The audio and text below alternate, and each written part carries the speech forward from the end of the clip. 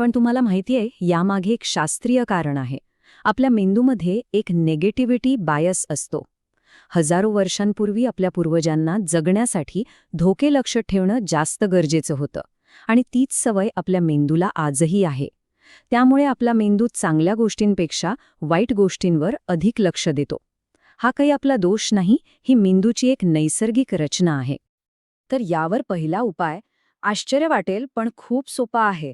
आपल्या भावनांना ओळखणे आणि त्यांना नाव देणे.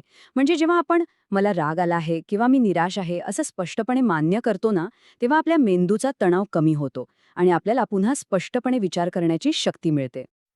आपला आतून पाया मजबूत करण्यासाठी हे 3 स्तंभ खूप महत्वाचे आहेत. पहिलं, बेसिक गोष्टींकडे लक्ष द्या. पुरेशी झोप, व्यायाम आणि चांगला आहार. दुसरं, सतत तक्रार करण्यापेक्षा काही काळ तक्रार सुट्टी घेऊन बघा आणि फक्त चांगल्या गोष्टींवर लक्ष केंद्रित करा. आणि तिसरं, स्वतःला दोष देण्याऐवजी स्वतःशी एका चांगल्या मित्रासारखं वागा.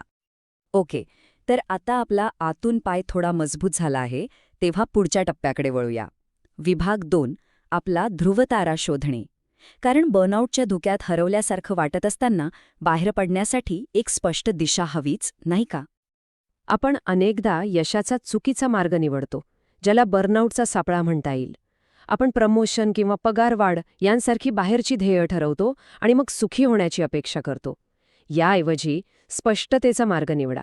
आधी हे ठरवा की कामाच्या ठिकाणी रोज कसं वाटायला हवंय आणि मग त्या भावनांशी जुळणारी ध्येय निवडा.